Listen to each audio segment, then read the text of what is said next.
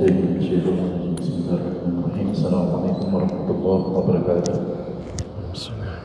الحمد لله رب العالمين الحمد لله الذي أنزل السكينة في قلوب المؤمنين ليزدادوا إيمانا مع إيمانهم الراحمون يرحمكم الرحمن ارحموا من في الأرض يرحمكم من في السماء أشهد أن لا إله إلا الله وأشهد أن محمدا عبده ورسوله اللهم صل وسلم على سيدنا محمد عبدك ورسولك النبي الأمي وعلى آله وصحبه وبارك وسلم كلما ذكرك الذاكرون وغفل عن ذكرك الغافلون ورضي الله تبارك وتعالى عن سادتنا أصحاب سيدنا رسول الله أجمعين أما بعد. Alhamdulillah, segala puja puji dan syukur kehadirat Allah Subhanahu wa taala atas iman dan Islam dan juga dari lepas salat dan salam kehadirat baginda Nabi besar Muhammad sallallahu alaihi wasallam beserta keluarganya, sahabatnya dan juga umatnya senantiasa istiqomah sampai di sana. Insyaallah saat pagi masih lihat kita akan tausiah yang diisi oleh guru kita yaitu Al-Ustaz Dr. Husnul Hakim dengan tema tafsir Quran. Sebelumnya izinkanlah menyampaikan beberapa buah pengumuman bagaimana yang selalu kami infokan. Insyaallah bulan Januari masih terlihat kita akan ada beberapa narasumber guru baru, yaitu yang pertama mulai di hari Ahad pekan kedua, insyaallah dari pada sholat maghrib sampai selesai, insyaallah akan diisi oleh guru kita juga yaitu Al-Ustaz Dr. Ar-Razi Hashim. Lalu dilanjutkan hari Sabtu pekan ketiga pada sholat maghrib sampai selesai juga, insyaallah akan diisi oleh Sayyid Ahmad Mustafa bin Syahab. Lalu dilanjutkan insyaallah hari Sabtu pekan kelima pada sholat subuh, insyaallah akan diisi juga oleh Al-Habib Profesor Dr. Syed Agil Husin Munawar. Lalu di hari Ahad pekan kelimanya insyaallah akan diisi oleh Haji Dr. Fadil Nafis. Baik, selanjutnya kepada Ustaz Fadil Mas.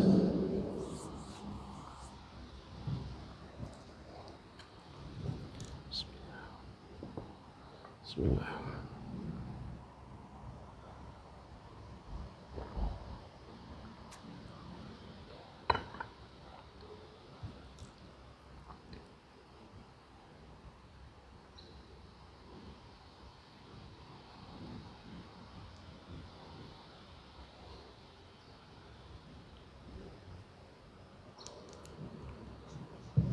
Bismillahirrahmanirrahim.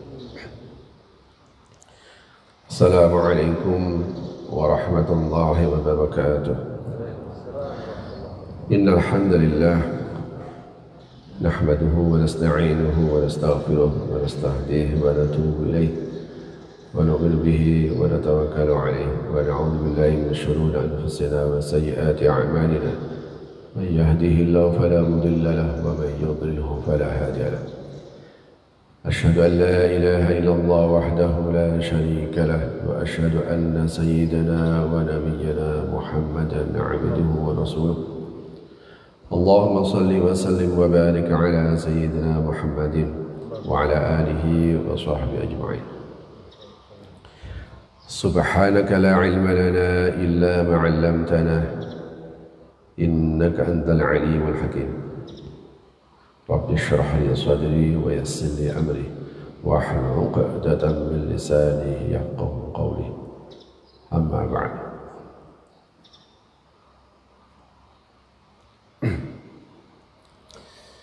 Bapak-bapak, ibu-ibu, jamaah sekalian rahimakumullah. Alhamdulillah pagi hari ini kita bisa bertemu kembali di majelis yang mulia ini. Semoga majlis ini mendapatkan ridha dari Allah Subhanahu wa taala. Amin ya rabbal alamin.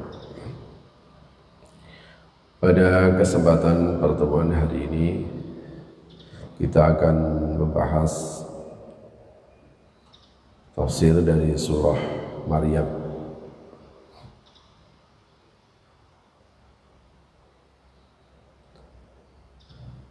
Kita baca dulu. أعوذ بالله من الشيطان الرجيم. بسم الله الرحمن الرحيم.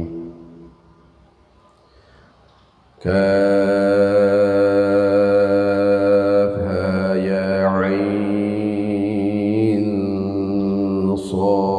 صاد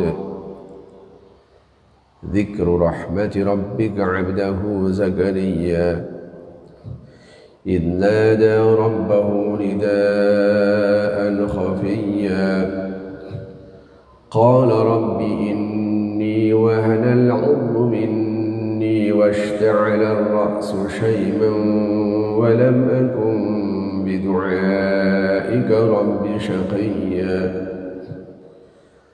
وإني خفت الموالي من ورائي وكانت امرأتي عاقرا فهب لي من لدنك وليا يرثني ويرث من آل يعقوب واجعله رب رضيا يا زكريا إنا نبشرك بغلام اسمه يحيى لم نجعل له من قبل سميا قال رب أنى يكون لي غلام وكانت امرأتي عاقرا وقد بلغت من الكبر عتيا وكانت امرأتي عاقرا وقد بلغت من الكبر عتيا قال كذلك قال ربك هو علي هين وقد خلقتك من قبل ولم تك شيئا صدق الله العظيم. أعوذ بالله من الشيطان الرجيم. بسم الله الرحمن الرحيم. Kaf ha ya ain shad. Ini termasuk di dalam ulumul Quran itu disebut fawatihus suwar atau huruf-huruf hijaiyah yang digunakan untuk awal surah. Juga ada yang mengatakan huruf muqatta'ah. Kenapa disebut huruf muqatta'ah? Karena cara membacakan tuntaqu bismil harfi la musamma. Karena cara membacanya adalah dengan membaca namanya, tidak menggunakan sandangannya. Kaf, ha, ya, ain, shad itu namanya. Kalau disandangi ha, ya, ka, ha, ya, so itu sandangannya. Kakiku namanya musamma. Kalau kaf itu namanya. Ya, yu itu musamma, sandangannya. Kalau ya itu ada namanya. Ain itu namanya. Tapi kalau a, i, au itu namanya musamma. Semua fawatihus suwar itu disebut huruf muqatta'ah. Cara membacanya adalah namanya, hurufnya yang dibaca, tidak ada sandangannya. Ya, kaf dibaca kaf, ya dibaca ya, ha dibaca ha, ain dibaca ain, shad dibaca shad, qaf, ain, sin, qaf. Jadi semua huruf-huruf muqatta'ah itu dibaca sesuai dengan namanya. Di dalam ilmu tajwid disebut mad lazim harfi. Mad lazim harfi. Panjang yang wajib panjang. Jadi huruf ini wajib dibaca panjang. Panjangnya 6 harokat. Kecuali 5. Ha, ya, to, ha, ro. Hayyun tohuro. Ha, ya, to, ha, ro. Misalnya ha ada hamim, ha. Ya misalnya yasin. To, toha. Ha, toha itu. Ro, alif lam ro. Nah kecuali 5 ini, ha, ya, to, ha, ro. Nah ini tidak boleh terlalu panjang karena ini namanya mad tabi'i harfi. Ada yang menyebutkan ini mad tabi'i harfi. Makanya seperti ini ada ha, ya, asalnya kan ada hamzahnya. Asli namanya ha, ya, ada hamzahnya.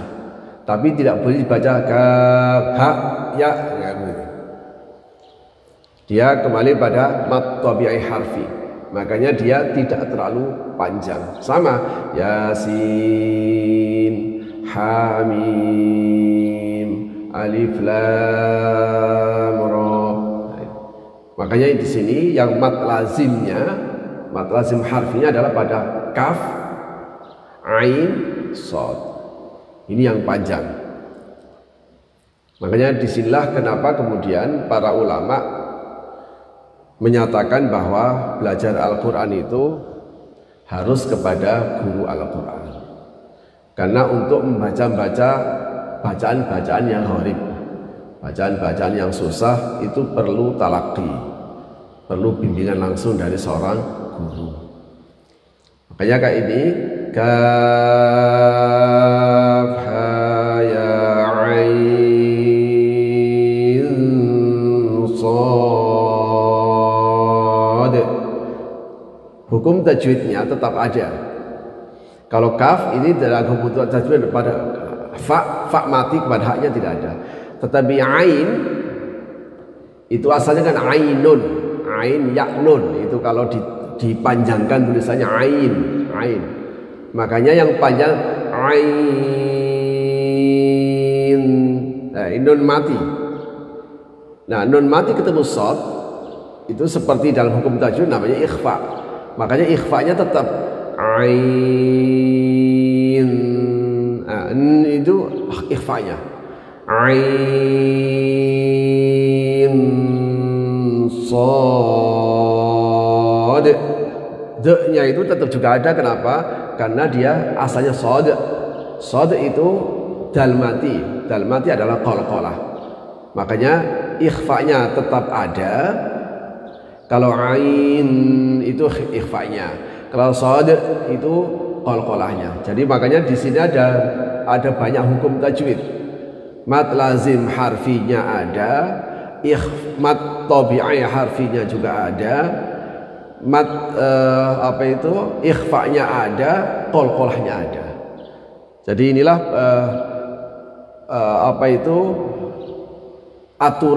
aturan main di dalam pembacaan Al-Quran.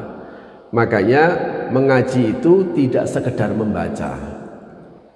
Karena mengaji itu pasti ada aturan-aturan, tidak sekedar membaca. Saya bisa membaca itu berbeda dengan saya bisa mengaji. Karena mengaji itu butuh hukum-hukum tajwid. Ini dulu pernah saya jelaskan tentang hal ini. Dzikru rahmati rabbika 'abdahu Zakaria. Untuk fawatirus suwar atau huruf muqatta'ah, saya mengikuti para ulama salaf untuk mengatakan bahwa wallahu a'lamu bimuradi. Allah lah yang paling tahu apa yang dikehendaki dengan fawatirus suwar seperti kaf ha ya ain sad ini. Seperti alif lam mim hamid dan wallahu a'lamu bimuradi. Bukan berarti bahwa ini tidak tahu, tidak ada artinya. Kalau nggak ada artinya pasti sudah ditolak oleh orang-orang Arab. Pasti ini ada maksudnya, tapi maksud yang sebenarnya hanya Allah lah yang tahu.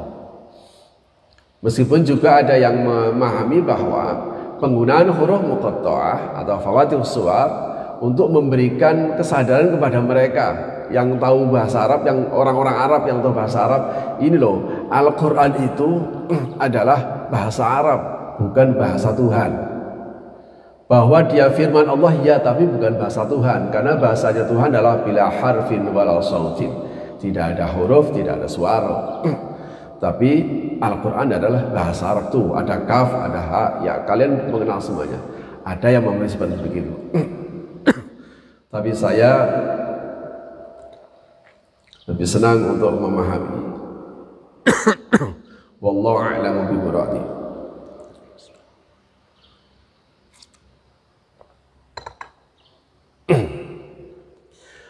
Dzikru rahmati rabbika 'abdahu Zakaria. Ayat ini menjelaskan tentang rahmat Tuhanmu. Abdahu kepada hambanya, namanya adalah Zakaria. Menuturkan, sebenarnya kata dzikir itu banyak Pak maknanya di dalam Al-Quran. Dzikir itu bisa menyebutkan, bisa mengingatkan, bisa sebagai satu predikat tentang derajat tinggi dan lain sebagainya. Ini namanya al-wujuh wan nadhair kalau dalam ulumul Quran itu. Kata yang punya banyak nama seperti as-salat, al-fitnah, al-ruh, itu juga kata-kata yang memiliki banyak makna. Nah, tapi ini ayat ini sedang menuturkan tentang rahmat Tuhanmu. Tentu saja yang dimaksudkan di dalam ayat ini pada mulanya ditujukan kepada baginda Rasulullah SAW. Ketika tidak ada indikasi-indikasi tertentu bahwa ayat itu adalah khusus untuk Rasul, maka ayat ini juga untuk kita semuanya. Allah ingin menuturkan tentang rahmatnya. Jamaah sekalian, rahmat itu diartikan secara umum itu adalah kasih sayang. Rahmat itu pada mulanya adalah tajalliyat, sebagai satu cerminan dari kasih sayang Tuhan. Maksudnya begini, manusia itu sebenarnya ketika kita menyayangi orang lain, maka Bapak itu ar-Rahim. Bapak memberikan rahmat kepada dia. Binatang ketika menyayangi anaknya, itu dia telah merahmati anaknya. Tapi sesungguhnya kasih sayang yang muncul dari seorang makhluk hidup, entah itu dari manusia, entah itu dari binatang. Binatang itu meskipun binatang buasnya yang dikenal sebagai raja hutan, harimau misalnya, itu tetap saja ketika anaknya lahir tidaklah dimakan. Tidak dimakan, ya tetap dirawat. Meskipun nanti gedenya dia jadi musuhnya. Tapi itulah semua bentuk kasih sayang yang muncul dalam diri manusia atau makhluk hidup yang lain, itu semuanya tajalliyatul rahman. Dia adalah cerminan dan rahmatnya Tuhan. Karena itu rahmat, kata rahmah atau rahmat dalam bahasa Indonesia itu oleh salah seorang ulama pakar bahasa Al-Quran, Imam Ar-Raghib Al-Asfahani, itu memiliki dua makna rahmat itu. Ada yang berarti ar-riqqatu, kasih sayang. Ada yang bermakna al-ihsan.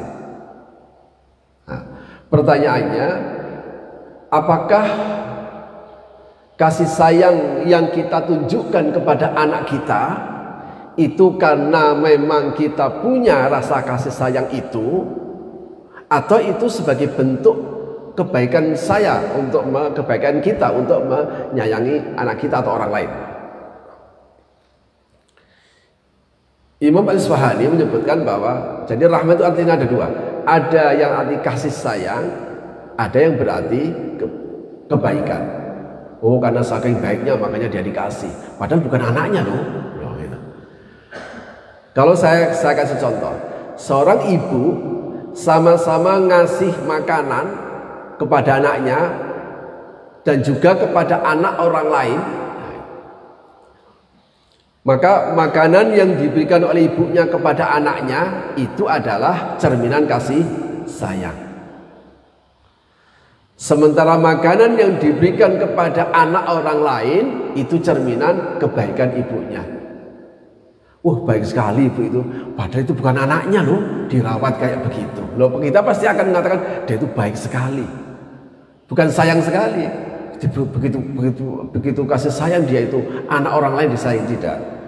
Tapi kalau anaknya, dia begitu sangat sayang sama anaknya. Kira-kira di dalam dialog keseharian itu kita mengenal seperti begini. Nah, kata Imam Al-Asfahani begini. Manusia itu, saya bikin manusia saja. Manusia itu sebenarnya nggak punya sifat seperti begini, ini nggak punya. Artinya kalau ada manusia menyayangi orang lain itu bukan timbul dari dirinya, Kalau seandainya sifat itu timbul dari dirinya, pasti dia tidak akan pernah membenci orang lain. Kalau seandainya itu timbul dari dirinya, pasti dia akan selalu menyayangi anaknya yang lahir. Tapi kenyataannya tidak demikian. Ada enggak seorang ibu habis melahirkan anaknya dibuang? Ada. Ada yang ibu itu loh, padahal habis disakiti oleh anaknya, tapi ketika lahir anaknya dicium. Ini kan gak masuk akal dalam pikiran kita. Habis disakiti, anak itu nyakiti tidak pada ibunya? Nyakiti dia, disakiti dari bulan ke bulan sampai dia melahirkan. Tapi anehnya ketika dia lahir, itu kemudian dia digendong, dipeluk dan diciumnya. Loh, adegan seperti begini ini kan aneh. Disakiti kok tetap menyayangi. Loh.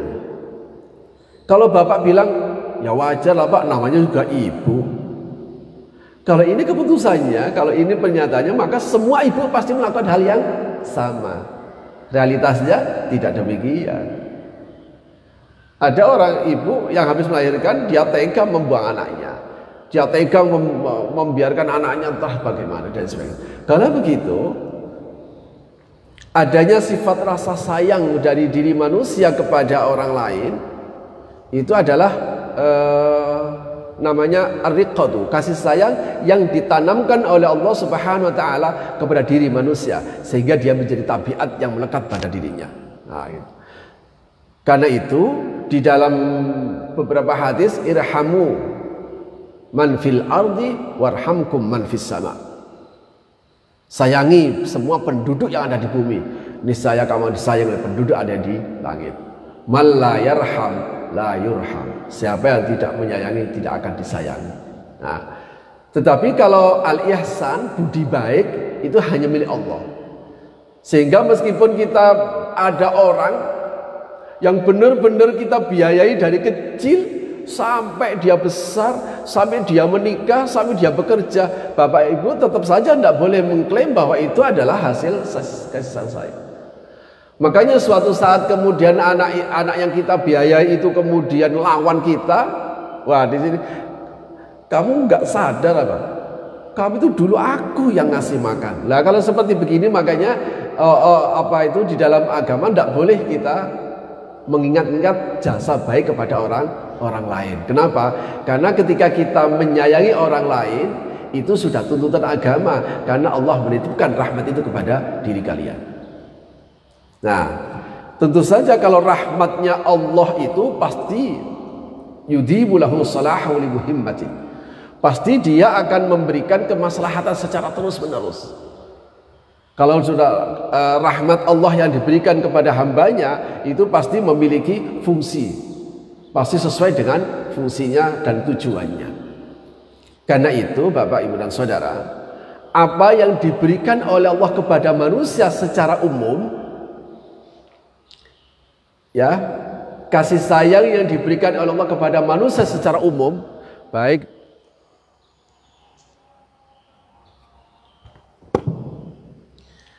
di situ dia itu beriman atau kafir. Orang kafir kan dikasih toh, kita dapat rezeki, orang kafir juga dapat rezeki. Kita dikasih sehat, orang kafir juga dikasih kesehatan. Apa yang Bapak miliki? Apa saja yang Bapak miliki, orang kafir juga punya. Kalau begitu, apa yang diberikan oleh Allah kepada orang-orang kafir itu bukan bentuk kasih sayang, bukan bentuk ar-riqatu, tapi bentuk al-ihsanu, saking baiknya Allah. Makanya ini adalah namanya ar-Rahman. Ar-Rahman itu adalah al-mun'im bi jalailin ni'am. Zat yang memberikan nikmat dengan nikmat yang sangat luas, dengan sangat banyak. Makanya semuanya bisa mendapatkan nikmat itu. Nah, sementara apa yang diberikan oleh Allah kepada orang yang beriman, ya, apa yang kita dapatkan, apa yang diberikan kepada kita sebagai orang mukmin, itu bukan sekedar bentuk baiknya Allah, tapi bentuk kasih sayang Allah. Nah, ya, bentuk kasih sayang Allah. Namanya kasih sayang itu pasti sesuai dengan kebutuhan dan manfaat dan maslahat. Ibarat seandainya saya kasih contoh, seorang ibu memberikan es krim kepada anaknya dan anak orang lain, maka kepada anaknya itu bentuk kasih sayangnya, kepada anak orang lain sebagai bentuk kebaikannya. Seandainya ada anak kecil-kecil 100 semua dikasih es krim, ibu itu akan mendapat pendidikan, ibu itu baik banget. Padahal anak 100 anak itu dikasih es krim semuanya. Padahal es krim tadi itu manfaat tidak bagi anak itu? Belum tentu. Bisa jadi dari 100 anak itu ada yang batuk gitu ya. Ya ada yang enggak batuk kan gitu.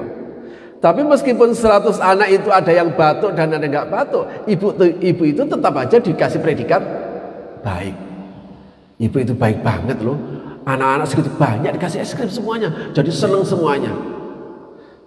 Dilalah anaknya juga batuk. Ketika anaknya batuk ini tidak dikasih sama ibunya. Padahal biasa dikasih kok, jangankan es krim, apa saja dikasih. Saat itu nggak dikasih. Anak ini mungkin akan teriak-teriak. Ibu sekarang udah nggak sayang lagi. Malu itu anak orang lain saja dikasih, anaknya sendiri malah nggak dikasih. Loh, anak ini gagal untuk memahami kebaikan ibunya, kasih sayang ibunya. Selama ini ibunya ngasih sayang, ngasih es krim, bentuk kasih sayangnya.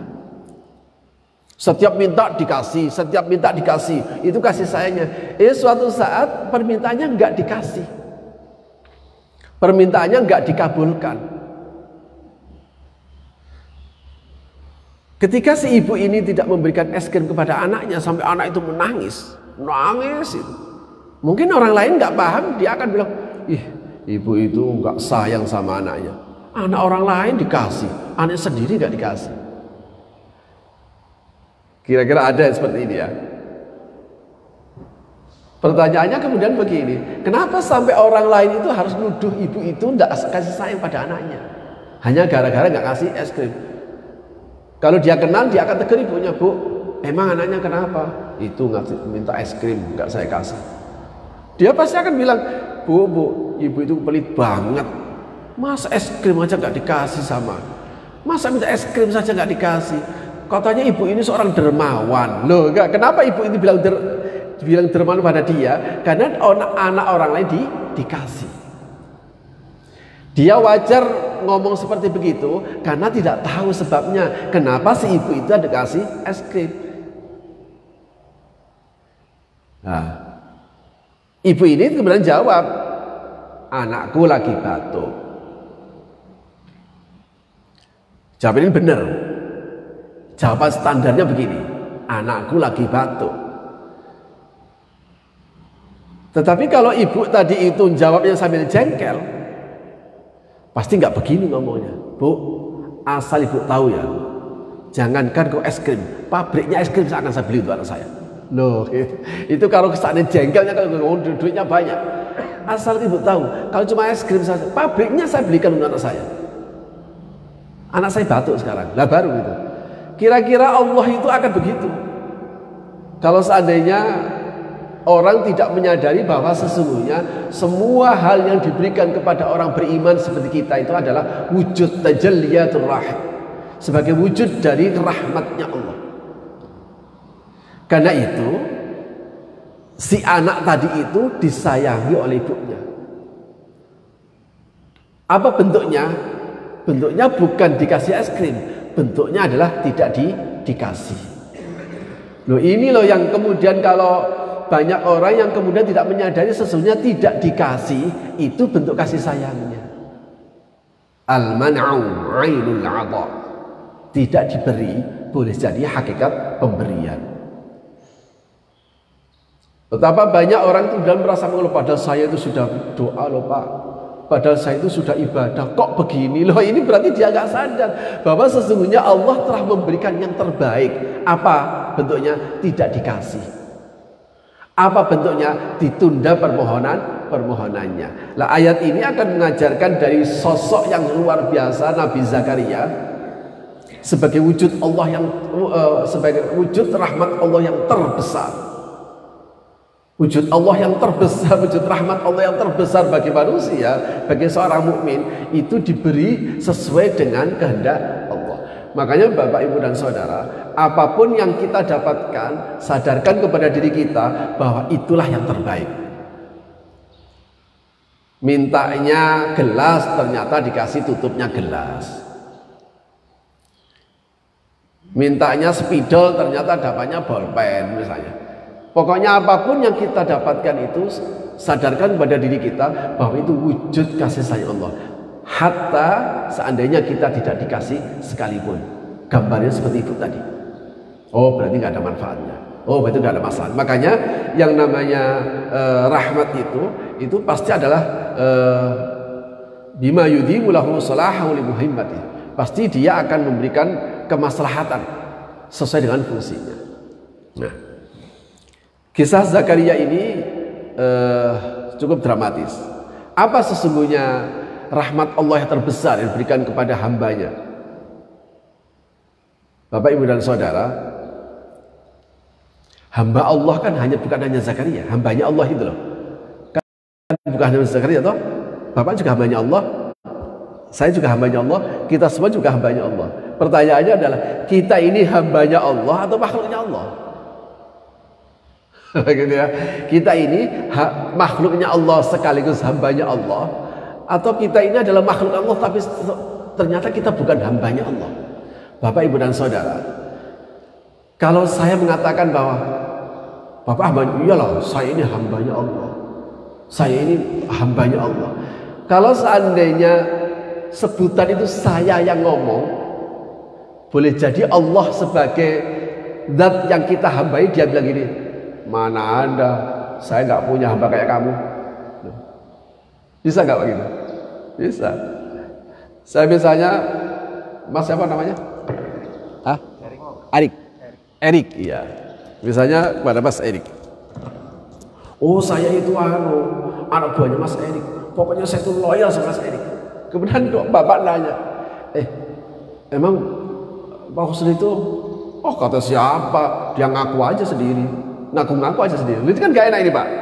Kita kemana-mana ngaku hambanya Allah, Allah yang kita akui dia bilang, mana ada, saya gak punya hamba kayak kamu. Di sini hebatnya Nabi Zakaria, Allah yang bilang ini hambaku. Makanya beliau bilang kepada Allah, nyampaikan pada Rasul juga kepada kita, saya tuturkan pada kamu ya, ada seorang hambanya. Ya ini diskusi kepada hamba Allah namanya Zakaria. Loh, yang ngakui hamba ini Allah. Maka kadang saya baca ayat ini tuh kadang terus ragu, saya ini sebenarnya hamba Allah benar atau enggak ya? Udah terlanjur kesana kemari ngaku-ngaku hambanya Allah sendiri yang kita hambai, bilangnya mana ada, saya nggak punya hamba kayak kamu. Nah, kita cek seperti apa sampai Allah ngakui dia itu adalah hambanya. Ini baru hambaku ini. Idnada rabbahu nidaan khafiyya. Ingatlah ketika dia mengadu kepada Tuhannya nidaan khafiyya, dengan suara yang rendah, dengan suara yang lembut. Inilah kemudian menjadi satu pernyataan dari para ulama bahwa berdoa itu sebaiknya pelan gitu. Doa berbeda dengan zikir Pak ya. Kalau zikir itu bisa keras karena aksiru bidzikri hatta yaqulu mura. Ada Al-Hajj wa qala Rasulullah SAW. Banyaklah berzikir sampai orang bilang bahwa riya kamu, biarin aja. Zikir itu berarti memuji Tuhan. Kalau doa itu memohon kepada Tuhan. Nah, kalau berdoa beliau itu pelan saking pinginnya, saking berharapnya. Doanya Nabi Zakaria cukup dramatis Bapak. Sebenarnya dia itu doanya begini, Rabbi inni. Dia tidak langsung berdoa, ya Allah saya minta ini, enggak begitu. Dia, ya Allah saya ini sudah tua, tulang saya sudah rapuh, inni wa al-'admu minni. Tulang saya sudah rapuh, saya sudah sakit. Washta'ala ar-ra'su syaibah. Saya ini sudah tua, tulang saya sudah pada rapuh, tidak kuat seperti dulu. rambut saya sudah memutih. Wah gitu ya. Maksudnya itu dia kan sama Allah, saya itu sudah tua, layak untuk disayangi lah ya Allah. Oh, saya ini sudah tua. Saya ini sudah tua. Tapi pernyataan ini yang paling penting. Beliau kan mohon terus, walam akum bidu'aika rabbi syaqiyya. Tapi meskipun begitu saya tidak pernah kecewa dengan doa-doaku. Saya tidak pernah kecewa kepada engkau. Nah ini yang terpenting ini Pak. Walam akum bidu'aika rabbi syaqiyya. Sebenarnya beliau ini minta apa? Inni khiftul mawali min wara'i. Wa kanat imra'ati aqra fa hab li min ladunka waliya. Ya Allah, saya ini sudah tua. Sampai tua ini saya tidak punya keturunan. Kalau nanti saya meninggal, siapa yang melanjutkan dakwah saya? Nah gitu. Sementara istriku ini mandul. Wa hab li min ladunka waliya. Berikan kepadaku dari sisimu seorang wali. Wali itu adalah anak yang penerus pada perjuangan Nabi Zakaria ini. Ini kalau Bapak membaca kisahnya ini di surah Ali Imran, Nabi Zakaria ini kira-kira Pak, minta anak sejak kapan? Oh kan gitu ya. Minta anak itu loh. Nabi Zakaria minta anak sejak kapan? Pasti sejak menikah. Benar ya? Pasti sejak menikah dia sudah, ya Allah mudah-mudahan kau beri anak. Terus sejak menikah. Sejak beliau menikah, beliau sudah meminta supaya mendapatkan keturunan sejak menikah. Sampai tua renta, ternyata enggak diberikan anak. Tidak dikaruniai anak. Oh, mungkin bahasa kita wajar karena istrinya mandul. Nah, gitu. Makanya Nabi Zakaria pada mulanya dia sudah tidak lagi mengharap. Kenapa? Karena dia tahu, oh istriku mandul memang. Jangankan kok sudah tua, lawang masih segar bugar saja tetap nggak bisa punya anak karena mandul. Itu wajar lah seperti begitu. Tapi kalau kita melihat kisahnya di surah Ali Imran, jadi ceritanya begini. Siti Maryam ketika muda, wakafala Zakaria. Dia ini diasuh oleh Zakaria. Nabi Zakaria ini masih hubungan saudara dengan Siti Maryam.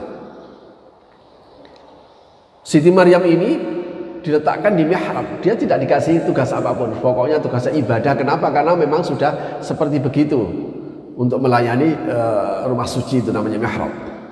Akhirnya oleh Nabi Zakaria, Siti Maryam diletakkan di mihrab tadi itu. Tugasnya cuma ibadah tok Siti Maryam ini. Ibadah tok. Sementara kebutuhan makan dan minumnya Nabi Zakaria yang mensuplai. Mungkin kita akan bilang, oh ya wajar saja Siti Maryam itu bisa makan dan minum. Lalu Nabi Zakaria yang ngurusi kok. Makan minumnya itu ibadah terus, makanya dari mana? Zakaria yang ada. Tapi ternyata tidak, Pak. Allah menunjukkan kebesarannya dan rahmat kasih sayangnya. Kullama dakhala 'alaiha Zakaria al-mihrab wajada 'inda rizqa. Jadi Nabi Zakaria ini seringkali keluar masuk, namanya juga yang ngasih makanan tidak melalui orang lain. Makanan dan minuman serta buah-buahan itu beliau yang antar. Tapi Nabi Zakaria itu seringkali masuk ke mihrabna di mana Siti Maryam berada itu, seringkali mendapatkan makanan, buah-buahan yang beliau merasa tidak ngasih. Oh itu, beliau merasa tidak ngasih. Bahkan di antara buah-buahan itu ada yang aneh. Harusnya buah ini ada di musim dingin, ternyata ada di musim panas. Sebaliknya harusnya ada buah di musim panas, ada di musim dingin. Wah, Bapak bisa bayangkan kalau seandainya Bapak diberikan tanggung jawab oleh seseorang, Pak, saya titip pada Bapak anakku ini. Terserahlah. Kalau melihat kejadian seperti begini, pasti Bapak akan risau. Nabi Zakaria risau. Wah, Maryam ini dari mana ya? Kok dia bisa dapat makanan dan buah-buahan, saya merasa tidak ngasih. Logika akalnya bekerja, logika akal Zakaria. Saya kira Bapak Ibu pasti akan baca bukan begitu. Iya, oh ini pasti ada ini. Nah, makanya jangan suka memahami agama menggunakan logika akal, Bapak akan terperosok nanti. Akan terperosok. Nabi Zakaria pertama menggunakan akalnya. Wah ini kayaknya, wah ini kalau pasti ada, kalau seandainya tidak dikonfirmasi kemudian ada Siti Maryam, pasti dia akan bilang ini pasti ada laki-laki yang masuk. Ini pasti ada orang yang masuk ngasih buah. Atau Maryam ini apa? Nyelintut itu apa? Nyelintut itu bahasa Jawa, backstreet itu. Dia ngambil lengahnya. Ngambil lengahnya Nabi Zakaria, kemudian dia keluar cari buah-buahan. Wah itu kan kemungkinan logika akal akan bekerja seperti begitu jawabnya. Akhirnya tanya kepada Siti Maryam, anna laki hada, kamu itu dapat makanan seperti begini dari mana? Tentu saja Nabi Zakaria risau karena nanti jangan-jangan dan sebagainya. Apa jawabnya Siti Maryam? Qalat huwa min indillah. Siti Maryam sendiri juga bingung mau jawabnya seperti apa, dari mana berarti juga bingung. Dia bilang, Pak, ini rezeki dari Allah. Oh, udah bingung. Jadi Bapak Ibu dan Saudara, kita jangan memutlakan cara. Kalau namanya rezeki, dia bisa datang dari mana saja, hatta dari cara yang tidak masuk akal menurut Bapak Ibu. Wah kalau nggak begini Pak, saya jangan begini. Bahwa rezeki itu sudah jatah. Kalau sudah jatah dia akan datang sendiri. Tidur pun itu loh akan datang melalui jendela. Enak-enak tidur tahu cereng ada uang masuk. Saya transfer 5 juta loh. Siapa yang tidak tahu? Tidak ada yang tahu. Sama Siti Maryam. Akhirnya Siti Maryam bilang huwa min indillah. Inna narzuqu. Oh iya memang. Inna narzuqu man yasha'u wa yasab. Allah mengasih. Peristiwa ini Pak, yang asalnya Nabi Zakaria itu sudah nggak pernah lagi kepikir punya anak karena tahu istrinya mandul, apalagi saat itu beliau sudah tua. Tapi demi melihat sesuatu yang luar biasa yang terjadi pada Siti Maryam, muncul lagi keinginannya. Wah, ini luar biasa ini. Ini benar-benar Allah Maha Kuasa. Ini tanpa sebab loh Pak, tanpa sebab-sebab yang wajar. Wah, ini baru rahmat yang luar biasa ini. Tidak menggunakan sebab akibat sebagaimana kita. Akhirnya apa?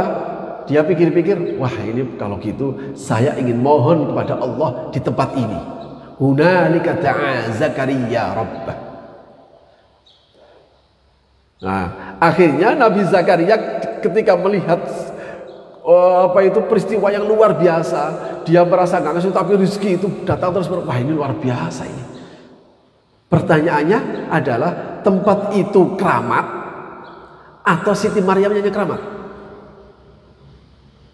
Nah, tempat hunalika da'a Zakaria rabbah ini di surah Ali Imran, ini di pojok atas Pak, di pojok atas di juz 3 itu ya kira-kira halaman yang ke 20, 18 bukan 16, 17 insya Allah di halaman itu ya, kalau nggak 17, 15. Akhirnya Nabi Zakaria begini, hunalika da'a Zakaria rabbah. Itu tadi permohonannya tadi itu, minta anak tadi itu. Tapi dia mintanya kepada Allah itu bukan di tempat sholatnya. Oh gitu. Bukan di rumah, bukan di tempat-tempat, tapi di hunalika, di tempat mihrab di mana Siti Maryam ada. Kenapa? Karena dia merasa bahwa wah ini saya mudah-mudahan disinilah saya mohon pada Allah supaya saya bisa mendapatkan keramat dari tempat ini atau keramat dari Siti Maryam. Coba. Jadi Bapak Ibu dan Saudara, tempat itu tidak ada yang keramat. Dia menjadi karomah dan punya keramat karena yang menempati. Karena yang menempati. Kenapa sampai tempat itu keramat? Oh, Siti Maryam yang keramat ini. Karena di sana dia itu berdoa, ibadah dan lain sebagainya. Akhirnya tempatnya menjadi keramat. Karomah itu ada kemuliaan di dalamnya. Bahasa kita keramat. Makanya tempat-tempat yang disebut keramat itu bukan tempatnya, tapi yang menghuninya. Karena itu Bapak, Ibu dan Saudara, kalau peristiwa itu ya, kalau Imam Mutawalli Sya'rawi mengatakan bahwa oh itu kalau kita ingin selamat maka Allah kita harus tanya kepada istri kita, Bu, atau istri harus tanya pada suami, Mas, kok dapat banyak? Biasanya cuma 1 juta, kok dapatnya 10 juta, dapat dari mana? Loh, gitu. Karena itu Mutawalli Sya'rawi mengatakan kalau setiap istri itu mau bertanya kepada suaminya terhadap apa yang dia bawa, maka masyarakat itu akan bebas, masyarakat akan selamat. Masyarakat ini rusak adalah karena istri itu tidak berani bertanya kepada apa yang dibawa oleh suaminya ketika suami membawa uang tidak seperti biasa. Biasanya bawa 1 juta, tahu-tahu baca 10 juta. Nah begini kayak 1 juta terus bawa 10 juta, loh kan gitu. Tapi harusnya kan ditanya, Mas ini dari mana? Kok uang banyak ini? Tenang aja Dik, ini halal. Oh selesai, kita jadi enak. Itu kalau Mutawalli Sya'rawi. Misalnya anak perempuan tahu-tahu dia bawa sesuatu yang dia merasa tidak ngasih uang. Kamu beli dari mana itu? Kan Papa nggak ngasih duit. Wah ada Pak yang ngasih temanku. Nah selesai. Jadi kalau seandainya masyarakat mau bertanya seperti begini, maka masyarakat itu akan kemudian selamat. Tetapi beda dengan Ibnu Katsir. Imam Ibnu Katsir justru melihat sosok Siti Maryamnya. Ini Maryam ini bukan orang sembarangan. Kata dia, apa yang terjadi pada Siti Maryam pada saat itu, dia dikasih makanan dan buah-buahan bukan melalui sebab-sebab yang wajar. Kenapa? Min karamatil aulia, kata beliau. Ini keramatnya para wali ini. Ini Ibnu Katsir Pak yang bilang, bukan Mutawalli Sya'rawi. Mutawalli Sya'rawi malah logika yang dia bangun. Tapi Ibnu Katsir malah mengatakan ini min karamatil aulia, kata beliau. Ini tanda-tanda salah satu wujud dari keramatnya para wali. Itu kalau kita sebutkan seperti itu. Oke, saya tidak membahas ini lebih jauh. Yang pasti bahwa jadi jangan kemudian kita bilang ngapain sih ketika harus berdoa, tidak begitu. Sama ketika Bapak, kan kita bisa doa di mana saja, Allah bisa mengabulkan doa di mana saja. Tidak begitu, itu berarti gagal paham. Sama ketika Bapak mau di Nabawi, Bapak pernah, yang pasti Bapak sudah pernah haji lah. Itu di situ kan ada apa? Raudhah kan? Pernah doa di Raudhah kan? Dibelainin antri, desek-desekan. Untuk apa dia di Raudhah? Hanya untuk mohon doa. Kalau kita gunakan logika akal, kita bilang, Pak ngapain sih Pak? Bapak kok capek-capek. Mbok ya di sana doain nanti juga dikabulkan oleh Tuhan. Oh berarti gagal paham dia. Kita nggak bisa bilang sama Zakaria, Zakaria, kenapa sih kamu doa di situ? Kamu bisa doa di tempat yang lain. Oh ini beda, ini ada keramatnya. Loh itu. Kalau begitu siapa yang membawa keramat? Bukan tempatnya, tapi orang yang membawa keramat. Maka hunalika da'a Zakaria rabbah. Ini yang saya katakan bahwa peristiwa ini adalah luar biasa. Makanya kalau ada orang mau berziarah ke tempat-tempat keramat, itu bukan tempatnya keramat, tapi karena di situ ada orang yang mulia di mata Allah Subhanahu wa taala. Sama dengan tadi. Makanya kemudian dia berdoa, inni wahanal 'azmu minni. Kenapa? Karena kalau ini kita menggunakan hukum dari sini, maka Bapak bisa mencari tempat-tempat yang menurut Bapak di situ adalah orang-orang suci di dalamnya. Maka untuk permohonan-permohonan yang sifatnya luar biasa, Bapak bisa gunakan itu sebagai bentuk wasilahnya, sebagai Nabi Zakaria. Kita nggak bisa bilang, kenapa sih? Oh, kan kenapa harus doa itu? Memang Allah nggak bisa ngabulkan. Oh ini nggak bisa memahami peristiwa ini. Makanya di tempat mihrab itulah hunalika, maka disebut hunalika. Di tempat mihrab itulah Nabi Zakaria berdoa. Nah doanya apa? Inni wa anal 'azmu minni washta'ala ar-ra'su syaiban wa lam akum bidu'aika bisyaqiyya. Pertanyaannya, Nabi Zakaria berdoa tidak? Tidak. Dia hanya mengadukan, Mbak Allah, saya ini sudah tua, rambut saya sudah memutih. Tapi saya tidak pernah selama ini saya tidak pernah kecewa dengan doaku. Ini yang terpenting. Ini makanya Allah mengatakan inilah salah satu hambaku seperti ini. Yaitu dia berdoa meskipun dia tidak dikabulkan, sama sekali dia tidak pernah merasa kecewa. Dan ternyata begitu Pak menjadi hambanya Allah itu. Nah kalau orang kayak saya begini ini nggak dikabulkan sedikit aja, biasanya padahal saya ini sudah padahal saya ini sudah mengaji, sudah sholat, sudah malam Pak, saya itu sudah malam, tapi kok ya saya tidak dikabulkan doa. Loh ya seperti begini kok ngaku hambanya Allah. Kalau hambanya Allah tidak akan pernah ada kata-kata kecewa apapun di dalam dari mulutnya. Makanya ini perkataan walam akum bidu'aika rabbi syaqiyya, inilah yang menjadi kata kunci kenapa Nabi Zakaria itu kemudian disebut sebagai hambanya. Ini baru hambaku. Nah, baru kemudian disebutkan rahmatnya. Dia berkata, ya Allah, saya ini sudah tua dan saya itu khawatir kalau seandainya saya meninggal tidak ada yang melanjutkan. Jadi beliau itu ingin punya anak itu bukan karena sok-sokan, bukan karena untuk melanjutkan bisnisnya, tapi dia untuk melanjutkan dakwahnya. Ya Allah, saya kalau nggak punya anak nanti siapa yang melanjutkan? Walhasil kemudian dikabulkan oleh Allah. Ya disebut, ya Zakaria inna nubasyyiruka bi Yahya. Akhirnya dikabulkan. Nanti kamu akan aku kasih kabar gembira namanya Yahya. Masya Allah Bapak Ibu, saya stop sampai di sini. Ini akan panjang nanti ya. Cuma apa yang bisa kita kasih ambil pelajaran bahwa semua orang pasti hambanya Allah. Pasti hambanya Allah. Hamba itu ada yang namanya abidun, ada namanya ibadun. Ada hamba Allah yang nyembah Allah. Ada ya? Ada hamba Allah tapi nggak nyembah Allah.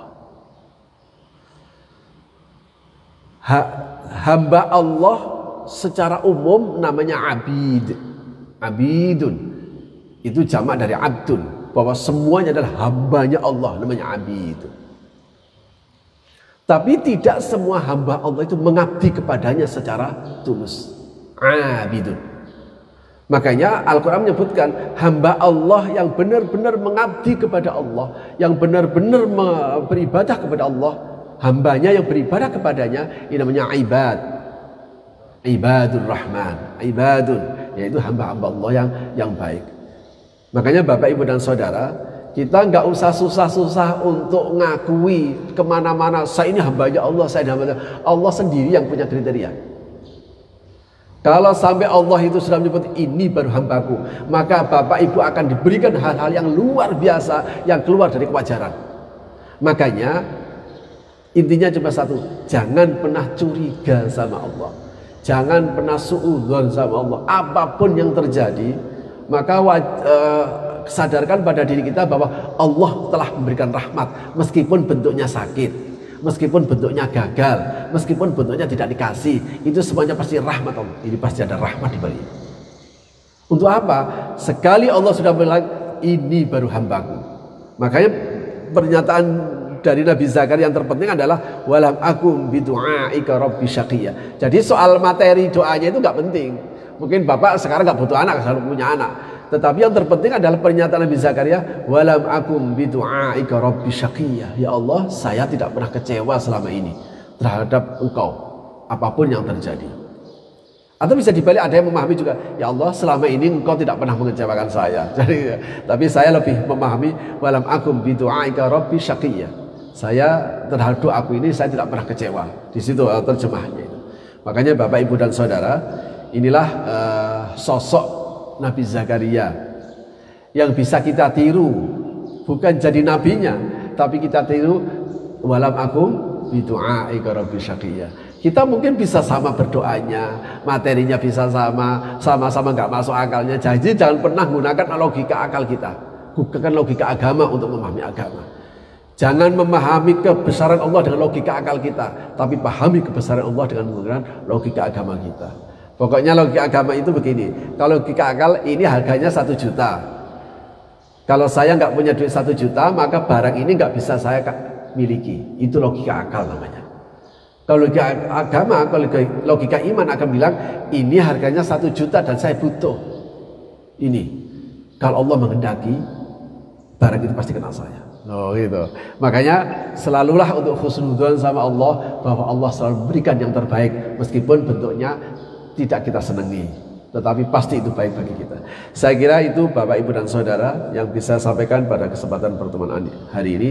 Mudah-mudahan informasi ini menjadi informasi yang berharga dan bermanfaat bagi kita semuanya. Saya akhiri dulu, nanti kalau ada diskusi saya silahkan. Assalamualaikum warahmatullahi wabarakatuh. Pada jemaahnya, silakan.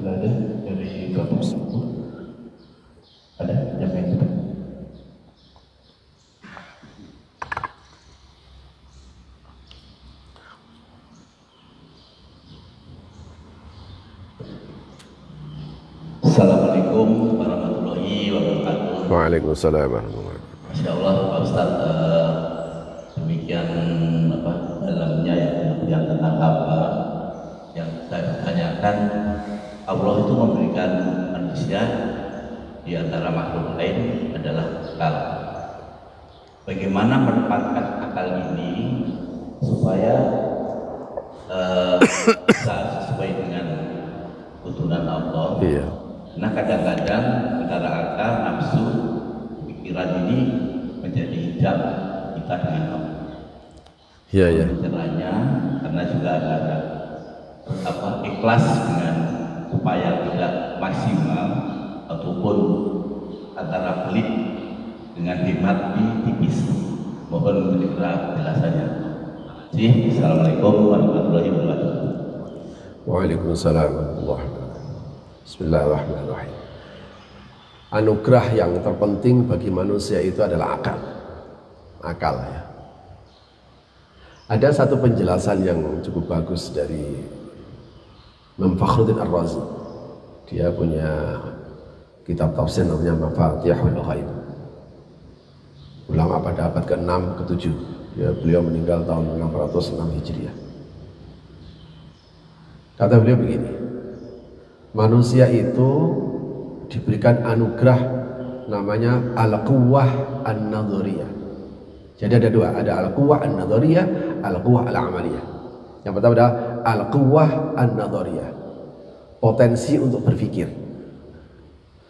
Potensi berpikir itu berarti mulai akal, mulai akal.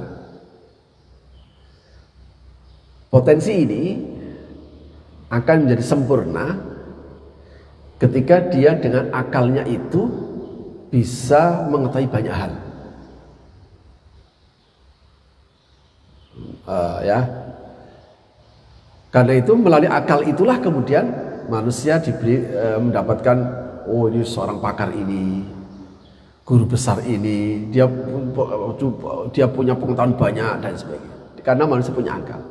Tapi Bapak Ibu dan Saudara, ketahuilah bahwa Allah memberikan kita al-quwwah an-nadhariyah, potensi untuk berpikir, potensi untuk merenung, potensi untuk menggerak sesuatu. Itu bukan untuk supaya kita pinter, bukan supaya kita tahu ini dan kita tahu itu, tapi tujuannya adalah lima'rifatillah, untuk mengenal Allah. Itu tujuannya. Jadi Allah memberikan akal kita itu supaya kita mengenal Allah. Nah, kita mengenal Allah dari mana? Dari Al-Quran. Kalau gitu dari mengaji. Maka akal ini pasti akan salah untuk memikirkan kalau seandainya nggak ngaji. Karena pakai akan menggunakan akal. Ini saya katakan, kenapa kita memahami agama tidak menggunakan logika, mantik akli, tapi mantik dini. Tidak menggunakan logika akal, tapi menggunakan agama. Tetapi Bapak dan Ibu, ad-dinu al-akil, agama itu memang akal. Tidak ada agama tanpa berakal. Maka sesuatu itu harus direnungkan. Hal yang seperti apa kita harus merenungkan. Islam mungkin agama satu-satunya yang berani untuk menyentuh wilayah akal ketika dalam persoalan-persoalan akidah. Jadi makanya perlu ada informasi lebih dulu, kemudian kita renungkan informasi. Iya ya, selama ini saya doa, loh itu akal Bapak kan mencerna. Iya, tak pikir-pikir selama ini saya ini memang agak kurang ajar sama Allah ini. Kok bisa-bisanya saya itu mengendalikan Tuhan? Itu akal Bapak yang akan bicara. Kok bisa-bisanya saya ini akan mengendalikan Allah, kemudian kecewa, emang siapa saya? Loh itu akal Bapak akan bicara. Tapi akal itu akan kemudian mengarah kemudian Bapak bicara seperti begitu setelah Bapak dikasih tahu, Pak nggak benar, Allah itu selalu memberikan yang terbaik. Meskipun yang terbaik itu tidak dikasih. Bapak baru merenung, loh ini baru akalnya digunakan.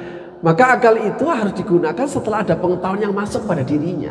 Kalau enggak, pasti akal itu akan ngasih keputusan sendiri. Ini saya kasih contoh. Jangankan kok kita, sahabat itu, ini udah sahabat ini kan udah top ini. Ketika turun ayat alladzina amanu wa lam yalbisu imanahum bidzulmin ulaika lahumul amnu wa hum muhtadun. Itu banyak sahabat yang kemudian salah paham. Ya kan akalnya sebelum dapat informasi dari Rasulullah, akalnya sendiri sudah ngasih keputusan. Ya Rasulullah, ayat ini berat banget. Akal dia yang bilang kan, ya Rasulullah, ayat ini kok berat banget. Yaitu orang-orang yang beriman dan imannya tidak tercampur dengan kezaliman sedikit pun, maka dialah akan mendapatkan rasa keamanan dan dialah selalu berada di dalam garis hidayah. Ya Allah Rasulullah, ayat ini berat banget. Mana mungkin ada orang yang gak punya kezaliman? Loh, dari mana sahabat begitu itu? Dari akal dia. Tapi akalnya tadi itu belum mendapatkan pengetahuan yang benar.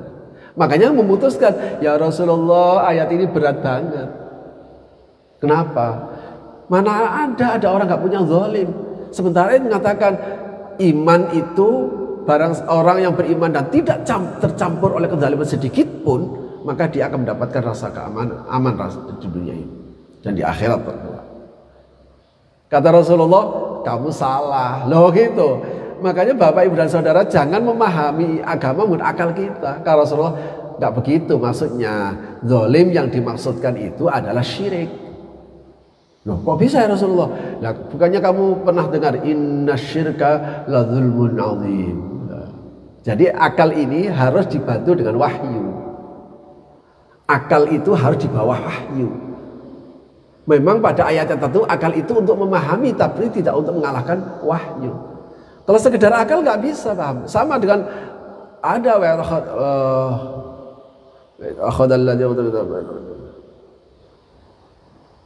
la tahsabanna alladhi yafrahuna bima ataw wa yuhibbuna an yuhmadu bima la yaf'alu fala tahsabannahum bimaqasid ma'adab.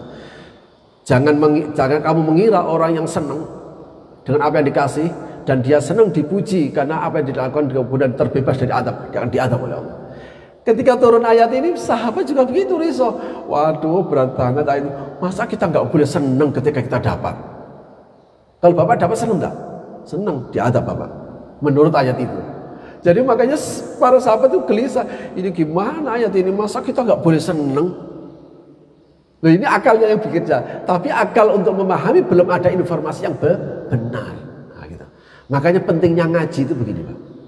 Supaya akal ketika memahami itu nggak salah. Akhirnya kemudian nanya kepada Ibnu Abbas tarjumanul Quran yang dikenal sebagai tarjumanul Quran. Wahai Ibnu Abbas, sahabat Ibnu Abbas, ini ayat ini berat banget. Oh nggak begitu maksudnya, dijelaskan oleh Ibnu Abbas begini loh maksudnya. Nah jadi gitu Pak. Jadi awal mula dari penolakan terhadap agama ini karena kita menggunakan akal. Yang sama dengan tadi peristiwa Siti Maryam itu. Kalau Bapak menggunakan akal pasti Bapak akan menuduh bahwa Maryam itu backstreet. Ada orang yang memasukkan orang, akal kita bilang.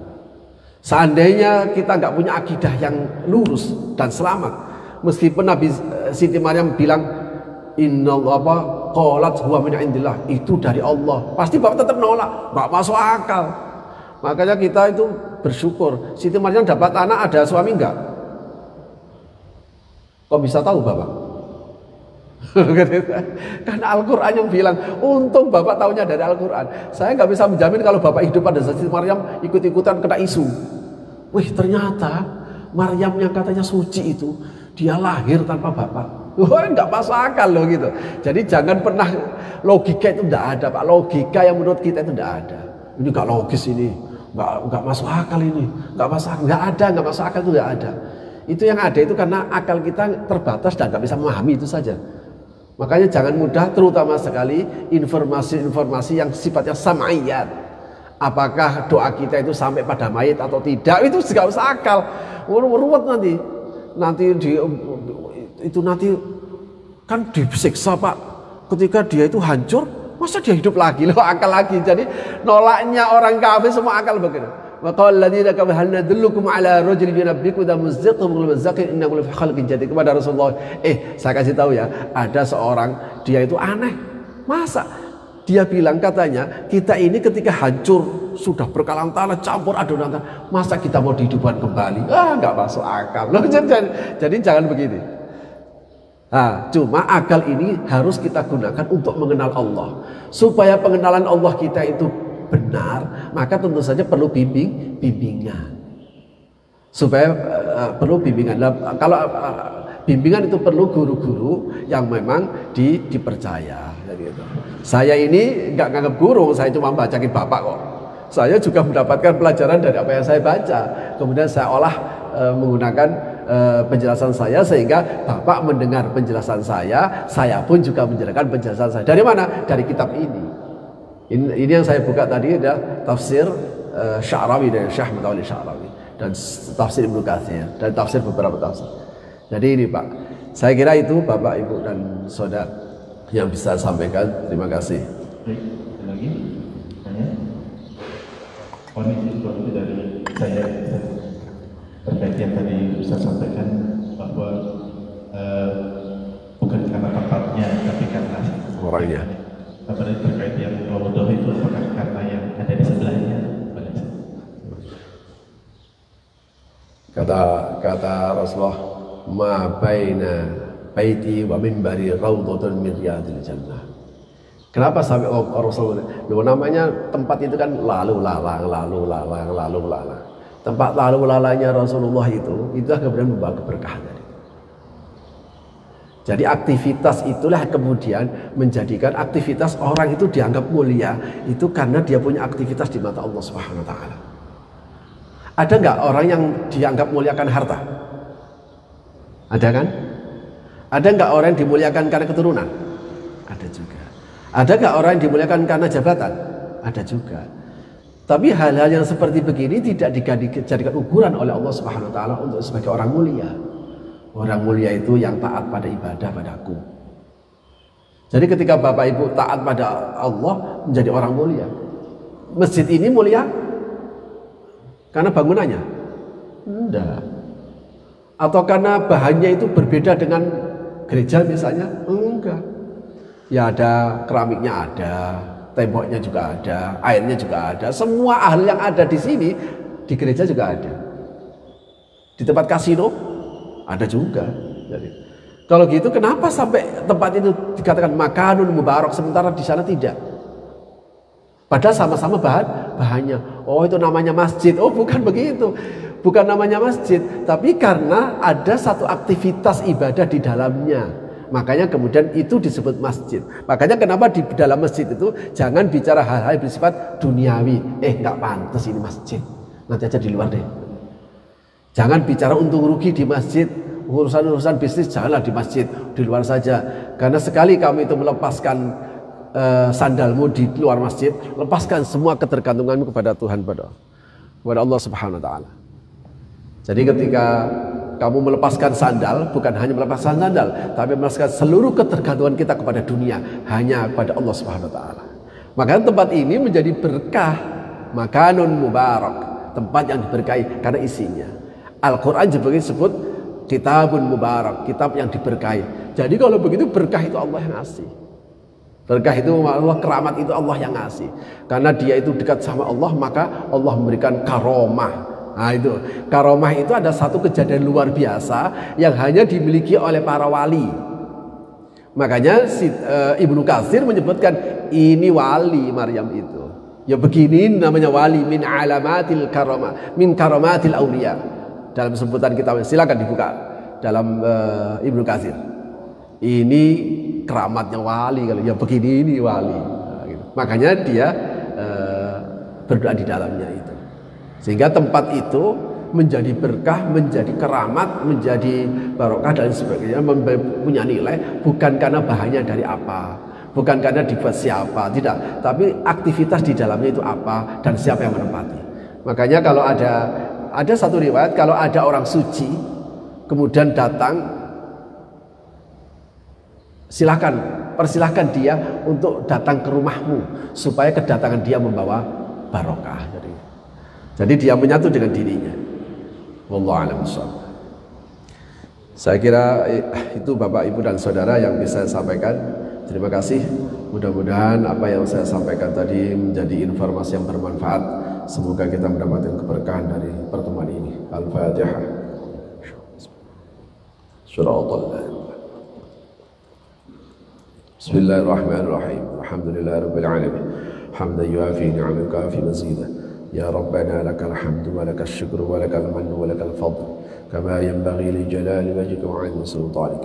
سبحانك لا نحصي ثناء عليك أنت كما أثنيت على نفسك. اللهم صل على سيدنا محمد وعلى سيدنا محمد. اللهم اجعل اجتماعنا هذا اجتماعا مباركا مرحوما، وتفرقنا بعد هذا تفرقا حسنا معصوما. اللهم انفعنا بما علمتنا وعلمنا ما ينفعنا وزدنا علما. اللهم نور قلوبنا وقلوب أولادنا وقلوب ذريتنا وقلوب أولادنا بنور القرآن، كما نورت الأرض بنور شمسك أبدا أبدا برحمتك يا أرحم الراحمين. اللهم ارحمنا وأهلنا وأولادنا وذريتنا رحمة من عندك تغنينا وإياهم بها عن رحمة من سواك. ربنا آتنا من لدنك رحمة وهيئ لنا من أمرنا رشدا. ربنا آتنا من لدنك رحمة وهيئ لنا من أمرنا رشدا. ربنا آتنا من لدنك رحمة وهيئ لنا من أمرنا رشدا. ربنا آتنا في الدنيا حسنة وفي الآخرة حسنة وقنا عذاب النار. وصلى الله على سيدنا محمد وعلى آله وصحبه وبارك وسلم. سبحان ربك رب العزة عما يصفون وسلام على المرسلين والحمد لله رب العالمين. الفاتحة. صراط الله آخر الكلام. وصلى الله على سيدنا محمد وعلى آله وصحبه وبارك وسلم والحمد لله رب العالمين. والله أعلم بالصواب. السلام عليكم ورحمة الله وبركاته. عليكم السلام ورحمة الله وبركاته. اللهم صل على سيدنا محمد وأزغني الظالمين بالظالمين. اللهم صل على سيدنا محمد وأزغني الظالمين وأخرجنا من بينهم سالمين. وعلى آله وصحبه أجمعين.